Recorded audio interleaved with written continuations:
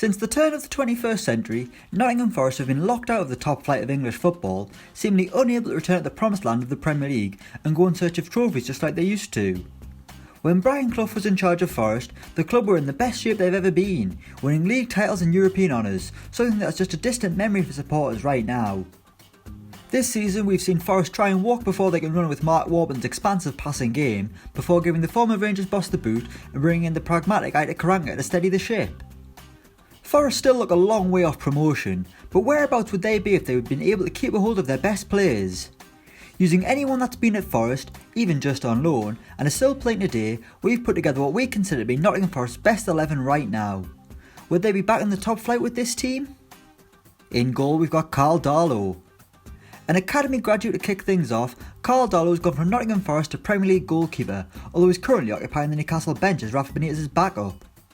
The 27-year-old has made a decent career for himself, winning promotion with the Magpies last season and doing it all without a hair falling out of place. It seems like his days on Tyneside might be numbered though, so could he return at the City Ground sometime in the near future? At centre-back is Jamal Lascelles. Our second Newcastle player, Jamal Lascelles and Carl Darlow were part of a double swoop by the Magpies, who signed both academy graduates in 2014 before immediately loaning them back to Forest. Lascelles has made his presence known on Tyneside, confronting the club's underperforming stars before being handed the captaincy by Rafa Benitez as they won the championship last season. Lascelles has continued his good form in the Premier League with Newcastle, putting himself in England contention with his commanding performance at the back of a relegation-threatened defence. Our next centre-back is John Terry. Had it not been for his move to Aston Villa last summer, Nottingham Forest would have the honour of being the only club John Terry had played for other than Chelsea. While multiple Chelsea youngsters have 1,000,001 loan moves away from Stamford Bridge before not even getting a chance in the first team, this wasn't the case for John Terry, who moved to the City Ground on loan in 2000, making 6 appearances in the First Division for Forest as he went in search of more first team football. On his return to Chelsea, Terry was pretty much an ever-present in the side up until he left in 2017, making more than 700 appearances for the club. So really, his career is all down to Nottingham Forest. Cheers for that, lads. Our third centre-back is Wes Morgan.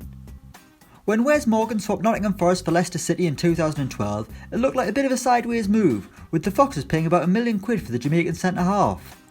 Who'd have thought that 6 years on we'd be talking about the man who captained Leicester City to the Premier League title and then the quarter-finals of the Champions League? It turned out to be a career-making move for Morgan when he left Forest, because back then I bet he could only have dreamed of getting a sponsorship deal with Captain Morgan's rum, which is no doubt the biggest honour of his career. On the right side of midfield is Michail Antonio. Yes, we're playing 3-4-3, deal with it.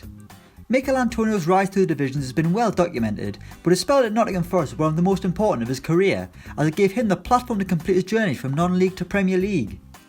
In his one full season at Forest, Antonio played in all 46 championship games and scored 14 goals, before joining West Ham in 2015, where for the most part he appears to be one of their better players in a squad full of misfits, and at one point last season he was that good he got himself in the England squad. Mainly around the time every time he headed the ball it ended up in the back of the net. In the centre of midfield is Aaron Ramsey. A leg break away to Stoke City looked like a potentially career-ending injury for Ramsey, and Forest actually played an important role in his rehabilitation. As the Welshman went in search of game time and a return to match fitness, he would drop down to the Championship and join Nottingham Forest on a short-term loan deal. Ramsey would make just 5 appearances for the club before returning and then going out on loan to Cardiff City. So Ramsey didn't really do much for Forest, but he'd certainly improved them now, providing the sound of Gary Neville shouting "run" at him doesn't give him nightmares. Also in midfield is Nathaniel Chalobah. Remember before when we talked about Chelsea youngsters going out on loan loads before not getting a chance at Stamford Bridge? Well, that's exactly what happened to Nathaniel Chalobah, whose grand loan tour stopped off at the City Ground in 2013, back when Billy Davies was in charge of the club. The midfielder made 12 appearances for Forest, scored twice and picked up 1 red card, before packing his bags once more and preparing for his next loan move, heading to Borough, Reading, Burnley and Napoli before joining Watford permanently last summer. On the left of midfield is Ryan Bertrand. Since we're playing 3-4-3, we need someone with a defensive mind out on the flank, so Ryan Bertrand is the man tasked with patrolling the entire left side of the pitch. It's another player who stopped off at Forest on loan during his Chelsea youth days, with the City Ground being his final stop before actually getting a crack in the Chelsea team, before being loaned out again and eventually sold. Bertrand spent 6 months at Forest, joining in August 2010 and making 19 league appearances for the club. Fortunately for Bertrand, the next season he was back at Stamford Bridge, as it allowed him to start in the final and actually win the Champions League.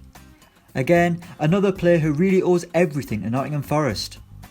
Our front three starts with Oliver Burke. Another academy product from Forest who seem to have an almost never-ending conveyor belt of young players. Unfortunately though, Burke quickly moved away from Forest just as he was beginning to make a real impact, instead jumping at the chance to join the exciting project at RB Leipzig in Germany. After one season in which Leipzig qualified for the Champions League, Burke was on his way back to England though, joining West Brom for £15 million, where the Scot has literally made zero impact, playing barely any part in the Baggies' horror season, not even being involved in the taxi scandal. Next up, it's Patrick Bamford. Now you may think this is another lad who stopped off on loan at Forest from Chelsea, but no, posh boy Paddy Bamford was actually a permanent Forest player once upon a time. Born in Grantham, the striker began his career in the East Midlands, making 2 championship appearances for Forest before Chelsea snapped him up for £1.5 million when he was just 18 years old.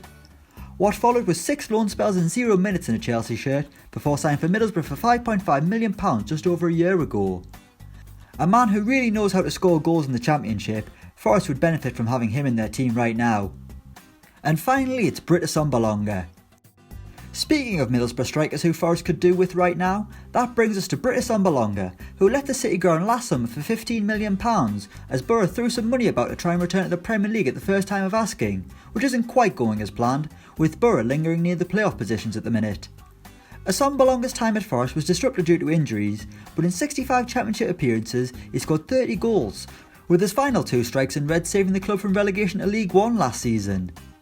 Not happy with Britt Assombalonga up front? Well, it was him or Lord Bentner, and I know who I'd pick.